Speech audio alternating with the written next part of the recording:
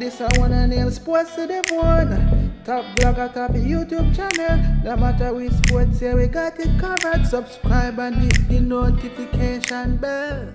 What's up, my wonderful peeps? Sports to the bone here again, man. Shout out to all the viewers, subscribers, and the followers. Big up on yourself. Alright, my wonderful peeps. So, yes, man, we have an update on our test players. We see where the CWI selection panel yesterday announced a squad or announced a group of players that will be taking part in some warm-up games. But before we go down into the details, just gonna ask you to go ahead, get that golden rule out of the way, which is to hit that subscribe button, leave a like, and drop a comment.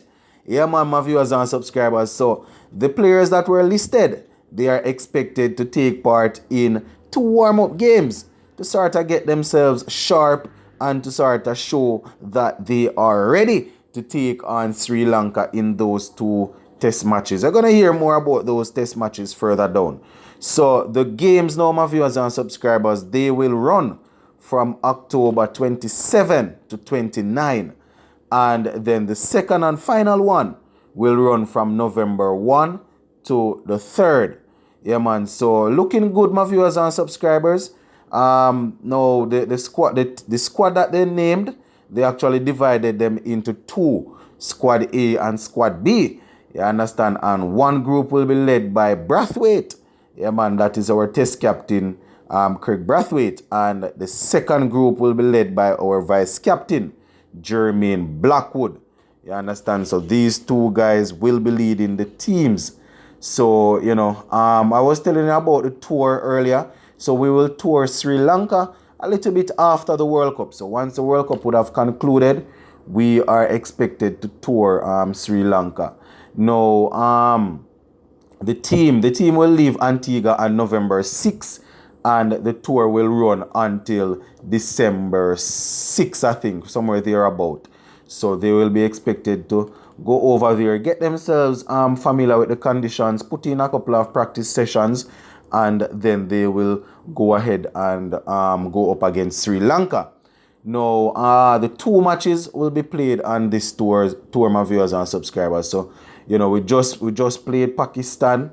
So I think we're going to be playing Sri Lanka. Well, we are going to be playing Sri Lanka next. And then, you know, in the new year, we're going to have to take on England in a couple of test matches also. So, yeah, man, this will be a good opportunity for us to go out there and get some points on the table. And, you know, a good opportunity for some of these players to sort of find form and bounce back. You understand? It's going to be a jam-pack next 9 to 10 months of cricket for us, you know. So we have to make sure that the players are up and running and ready to go. Now, according to CWI, the full squad and schedule will be named a little later on. So, you know, you can imagine the players that are invited to take part in these 2 warm-up games or 2 squad games.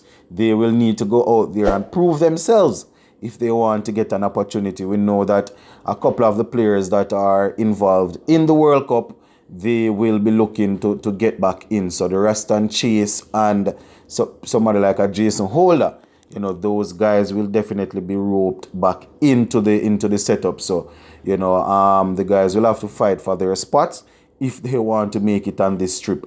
Now, according to Roger Harper, you know, these best versus best games or matches are critical part of the test team preparation. You understand? He went on to say that it's a good way to get players active again before taking on Sri Lanka. I mean, it's a good way to get them active as regards to red ball, yes. But I don't know how competitive these best versus best games really are. Now, Harper also said that this will give players the opportunity to prove themselves. You understand? And that is what I am worried about. I'm not sure how much proving themselves against each other will benefit the team in general. Because, you know, you can easily maybe pick out a good 15 or 16 players out of these 2 squads. And then the rest of them wouldn't be too strong. You understand? So, We not going to complain still, because it's actually a way for them to get themselves active, as Arpa is saying. Now, as I said earlier, they have squad A and squad B. So let us just quickly go through the squads and look at what they have there.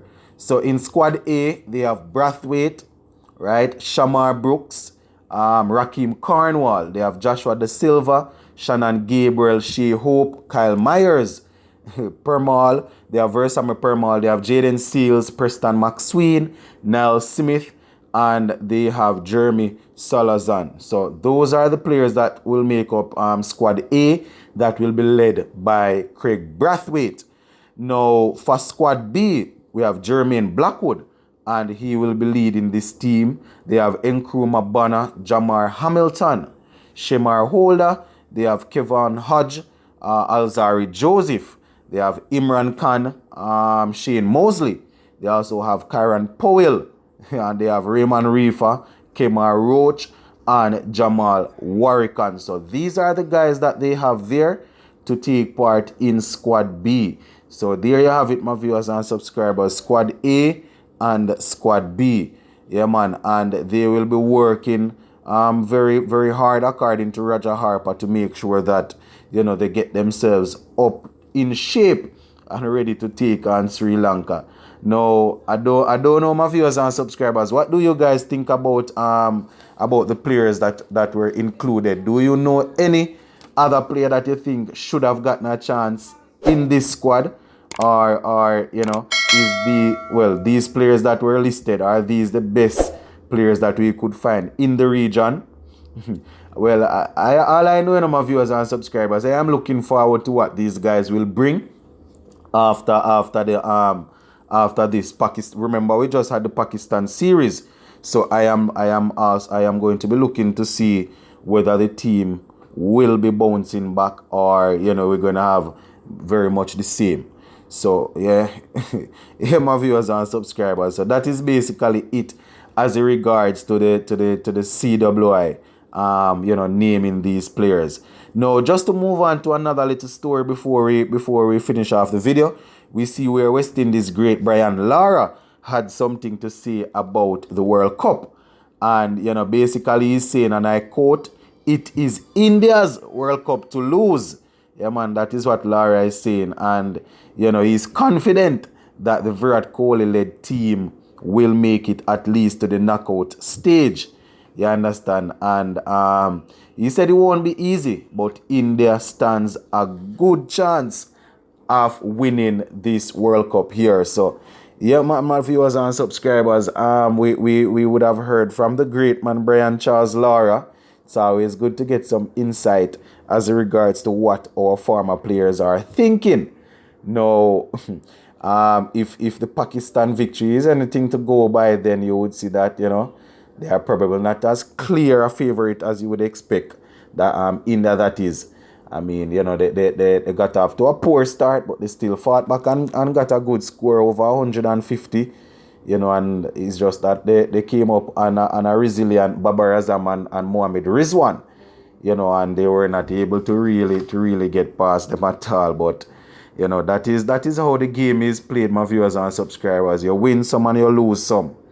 And that is why we are still looking forward to see what West Indies will do against South Africa tomorrow, because they had an extremely poor start. You understand? So the captain and the coach had said that the best thing is to make sure that they put this performance behind them and see how much they can bounce back from that. So we are going to give them enough rope, going to give them enough rope to go out there. So let us just wait patiently and see exactly what they will bring to the table against South Africa tomorrow. But we're going to leave this one right here for now. Sports to the bone, keeping you informed. Please remember to like, share, leave us a comment.